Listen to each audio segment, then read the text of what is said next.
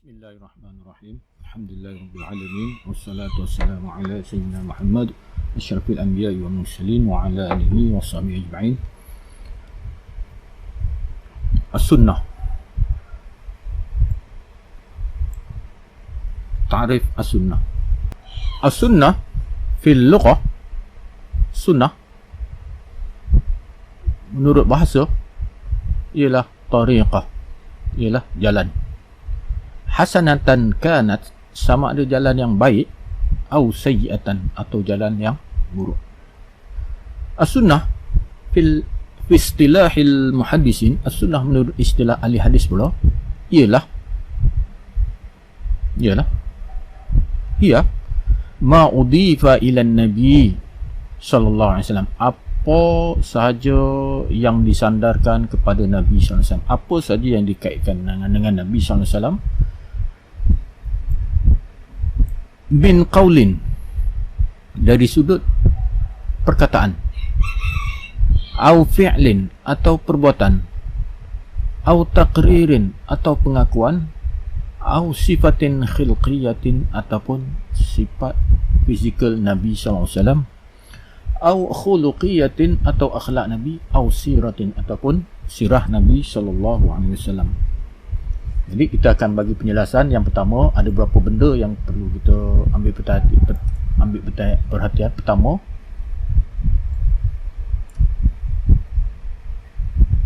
ialah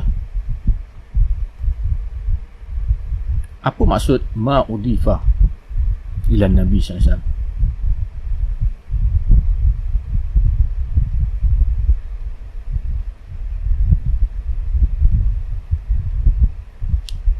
ila Nabi sallallahu alaihi wasallam.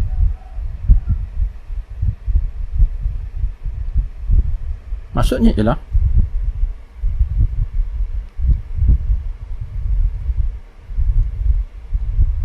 apa saja yang disandarkan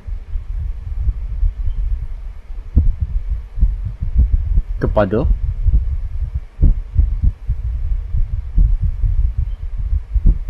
Nabi. Apa saja yang disandarkan kepada Nabi.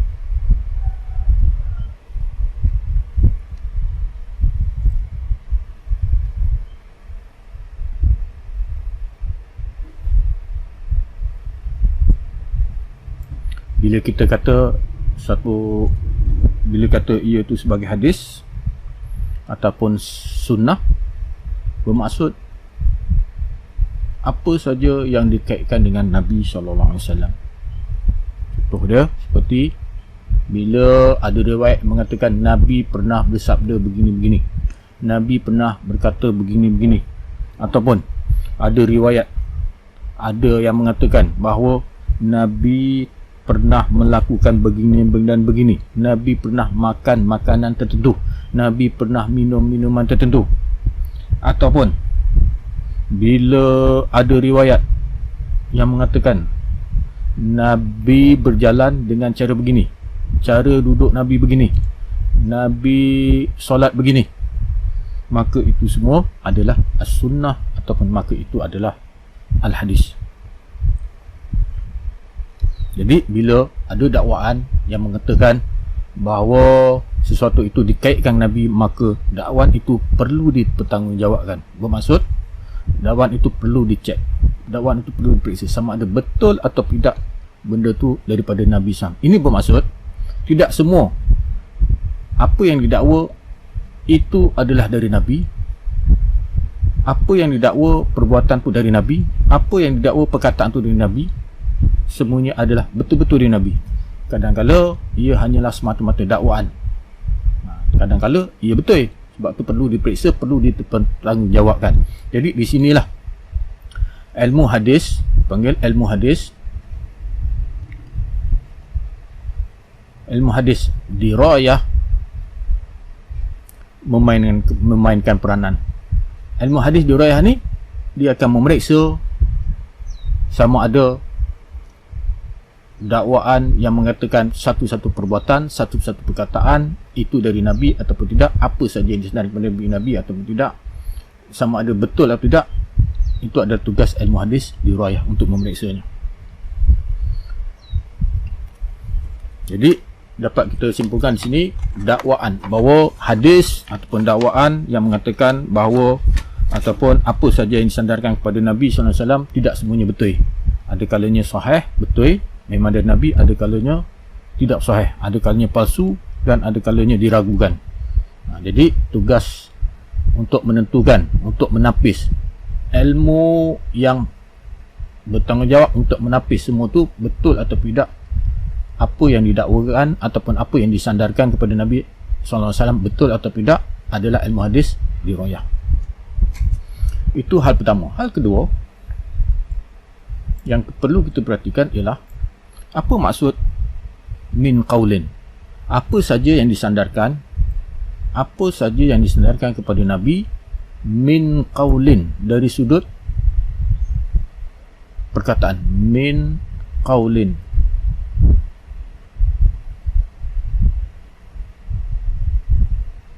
maknanya apa saja yang disandarkan kepada Nabi SAW dari sudut perkataannya. Bermaksud bila ada riwayat mengatakan bahawa Nabi pernah bercakap begini, Nabi pernah bersabda begini, maka itu lah yang dimaksudkan apa saja yang disandarkan kepada Nabi SAW dari sudut perkataan. Maknanya perkataan Nabi. Sunnah begini disebut sebagai sunnah qauliyah.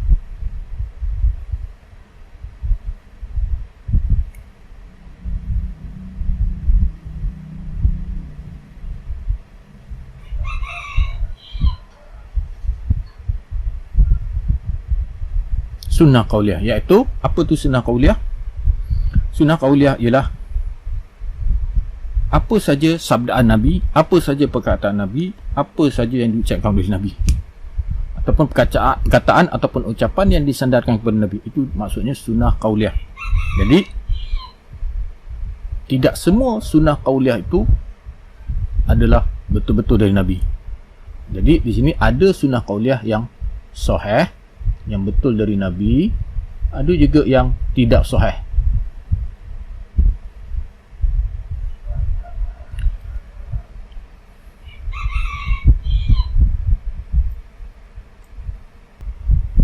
Contoh sunnah qauliyah yang sahih ialah sebagaimana diriwayatkan oleh Imam Bukhari an Anas bin Malik anin Nabi sallallahu alaihi wasallam qala yassiru wa la tu'assiru wa basyiru wa la tunaffiru.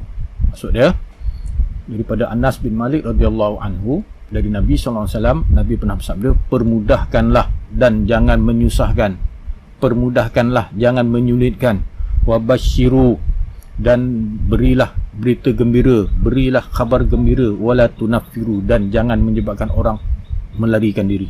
Rawahul Bukhari. Ini adalah sunnah qauliyah sebab ia perkataan yang diucapkan oleh Rasulullah sallallahu alaihi wasallam, dan sunnah ni, sunnah qauliyah ataupun hadis ini adalah sahih riwayat Imam Bukhari. Ada juga sunnah ataupun ada juga hadis qauliyah atau sunnah qauliyah yang tidak sahih. Contoh dia hadis awwalu ma khalaqallahu al-aqla. Hadis ni memang tidak sahih. Artinya perkara pertama yang diciptakan oleh Allah adalah akal. Jadi hadis ini tidak sahih daripada Nabi SAW.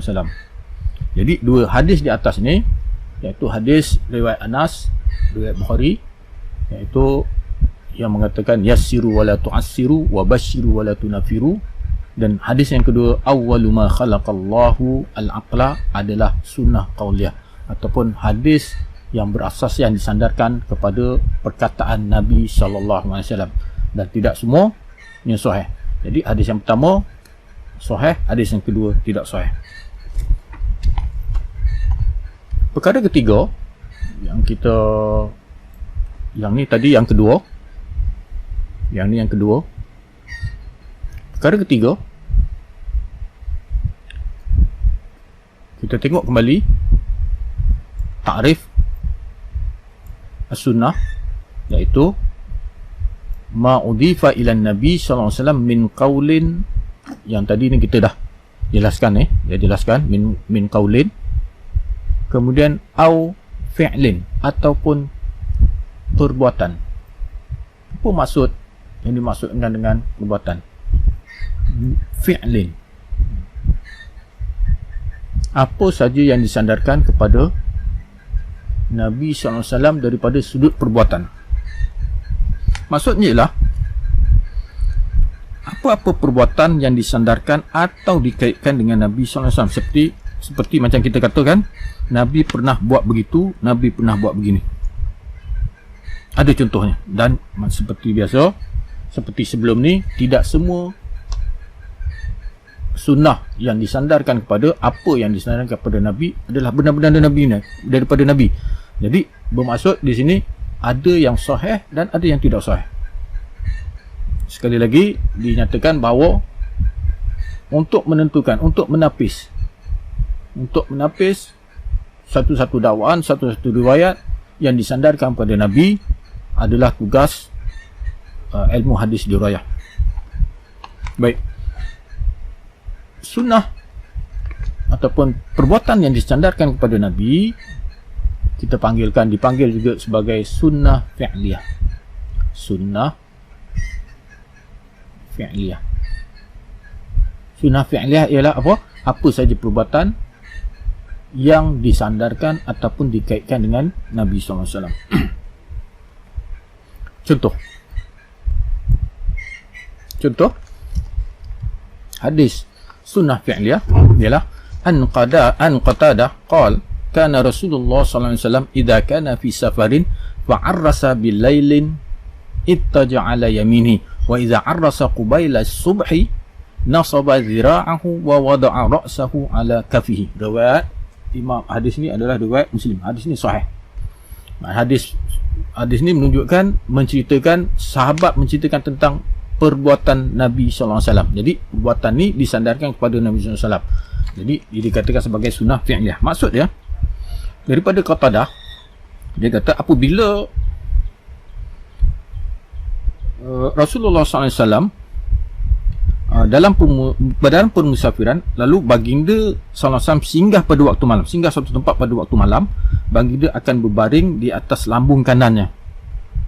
Kemudian apabila baginda SAW singgah seketika sedikit sebelum subuh, maka baginda SAW akan menegakkan hastanya dan meletakkan kepalanya di atas telapak tangannya. Jadi di sini menunjukkan Qatadah menceritakan tentang perbuatan Rasulullah SAW.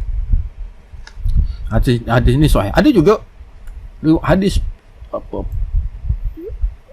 sunnah fi'liyah, hadis fi'liyah yang tidak sahih.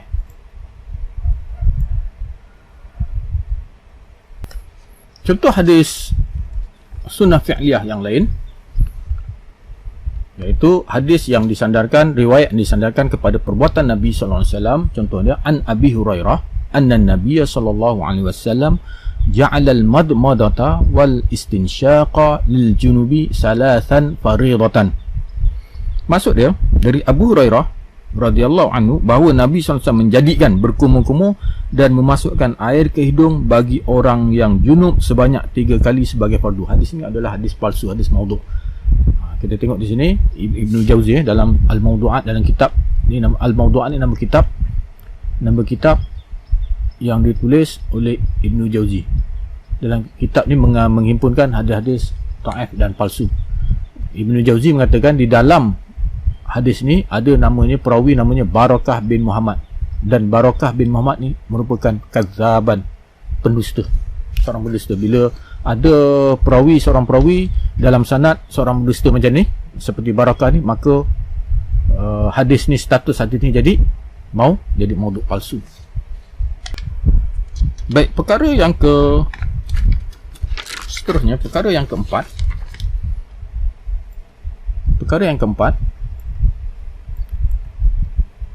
takririn atau takririn, berkaitan dengan tadi. Yang pertama, maksud apa yang disandarkan kepada apa saja yang disandarkan kepada Nabi. Kemudian yang kedua, perkara yang disandarkan kepada Nabi SAW, iaitu perkataan Nabi, qaul. Kemudian yang kedua yang baru kita bincangkan tadi ialah perbuatan. Kemudian yang ketiga ini adalah takrir atau takririn. Apa maksud atau takririn?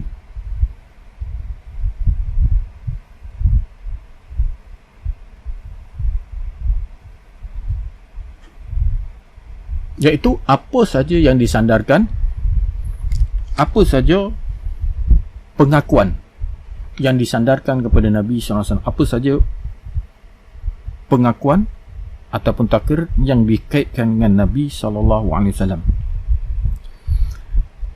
Sunnah macam ni disebut sebagai, hadis begini disebut sebagai sunnah takririyah.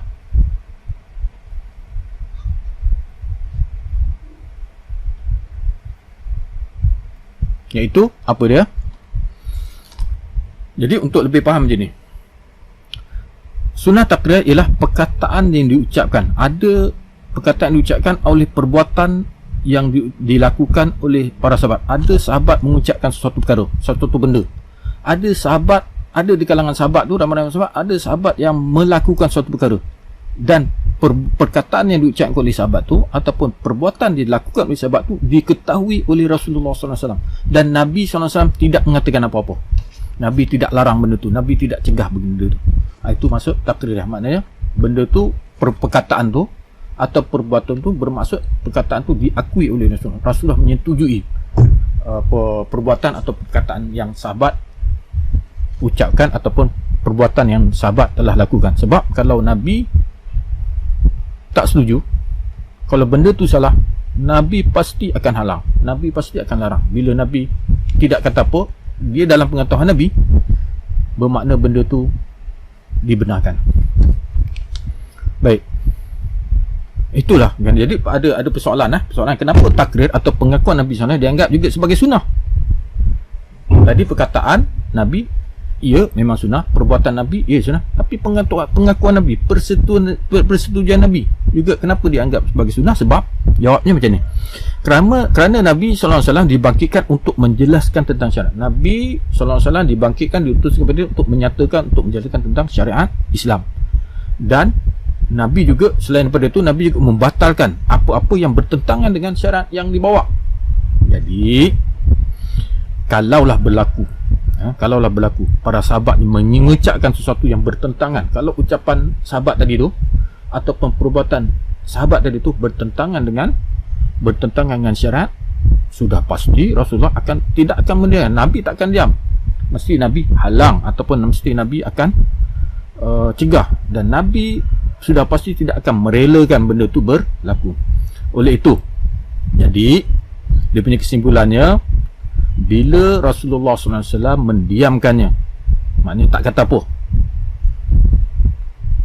dan Nabi tidak mengingkari apa yang sahabat katakan, ataupun Nabi tidak mengingkari, diamkan saja, Nabi tidak mengingkari apa yang telah sahabat lakukan, bermakna Rasulullah telah memperakui bahawa perkataan tersebut ataupun apa yang telah dilakukan oleh sahabat tidak bertentangan syariat. Contoh, kita tengok contoh. Muhammad bin Abi Bakar Al-Thaqafi qala sa'altu Anas bin Malik wa nahnu ghadiyani min Mina ila Arafat an talbiyah, kaifa kuntum tasna'una ma'an nabi sallallahu alaihi wasallam? Qala kana yulabbil mulabbi wa la yunkaru alaihi wa yukabbiru al-mukabbiru fala yunkaru alaihi. Rawahu al-Bukhari. Ini hadis ni riwayat Bukhari, hadis sahih lah, riwayat Bukhari. Dia menceritakan tentang bagaimana kita tengok dia punya terjemahan dia. Aku bertanya, ni Abu Bakar As-Saqafi bertanya kepada Anas bin Malik. Dia kata, ketika itu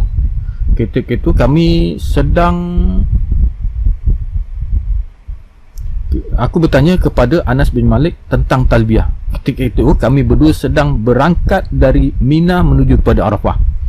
Pertanyaan apa? Bagaimana kalian melaksanakannya ketika Nabi SAW, ketika bersama Nabi SAW? Jadi Anas menjawab macam ni, di antara kami ada orang yang membaca talbiyah, namun perbuatan membaca talbiyah itu tidak diingkari oleh Nabi.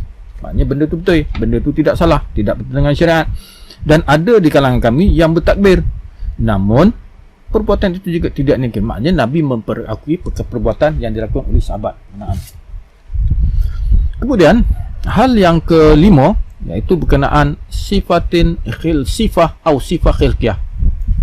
Tadi yang perkataan Nabi, perbuatan Nabi, takrir pengakuan Nabi ini adalah sifat khilqiyah, sifat fizikal Nabi SAW. Apa-apa saja kita tengok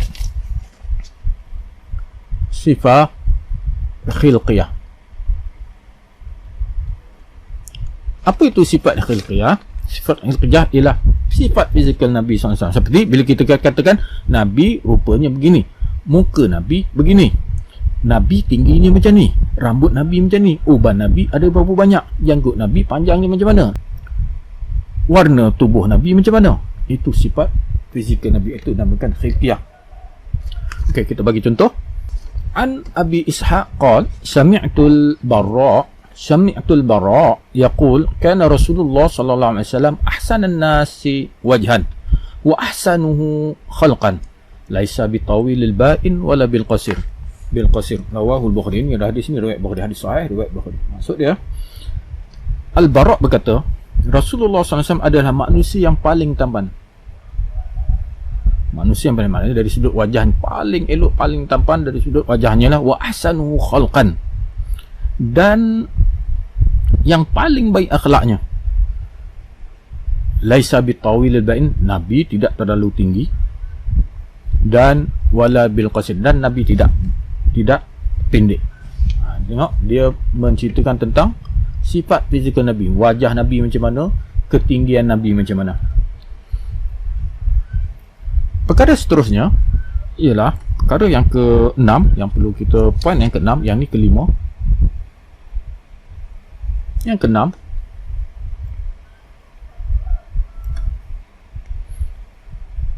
ialah khuluqiyah.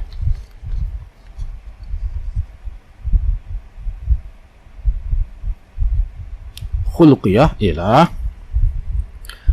hadis-hadis ataupun sunnah ataupun apa saja yang dikaitkan dengan Nabi SAW dari sudut akhlak dia.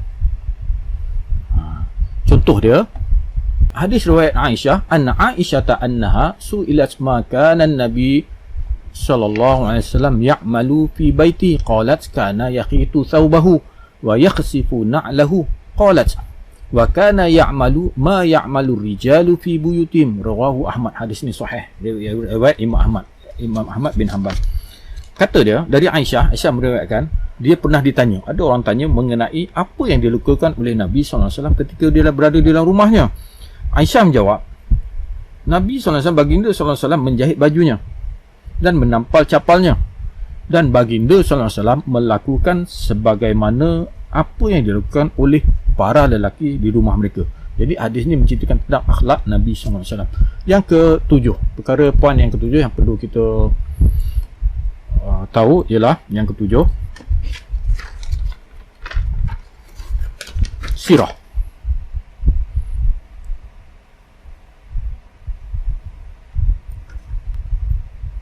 Apa itu sirah? Iaitu sirah ataupun perjalanan hidup Rasulullah sallallahu alaihi wasallam.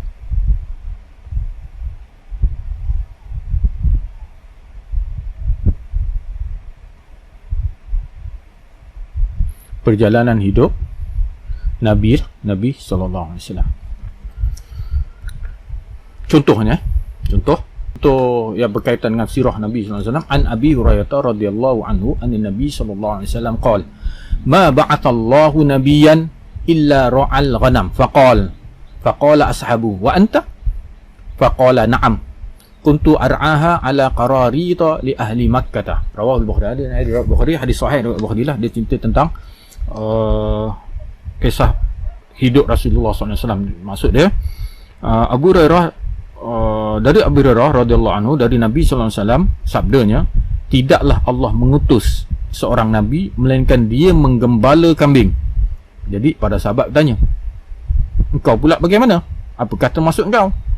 Maka Nabi baginda SAW menjawab, ya, aku pun menggembala kambing dengan upah beberapa keping dinar milik penduduk Makkah. Ambil upah menggembala kambing. Jadi di sini, saya di sini ada 7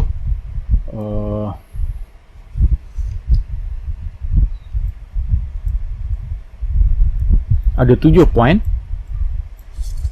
Ada 7 poin daripada definisi ataupun takrif as-sunnah. Iaitu yang pertama kita dah belajar tentang apa maksud disandarkan, apa saja yang disandarkan kepada Nabi sallallahu alaihi wasallam. Yang kedua, kita sentuh apa yang dimaksudkan dengan apa saja yang disandarkan kepada Nabi sallallahu alaihi wasallam dari sudut perkataan Nabi, dari sudut perkataan, kemudian dari sudut perbuatan Nabi, kemudian dari sudut pengakuan Nabi, kemudian sifat khilqiyah, sifat jasmani Nabi ataupun sifat fizikal Nabi, khuluqiyah, akhlak Nabi, dan yang terakhir sirah. Cukup takat tu. Wassallallahu ala sayyidina Muhammad wa ala alihi wa sahbihi wasallam. Wallahu a'lam.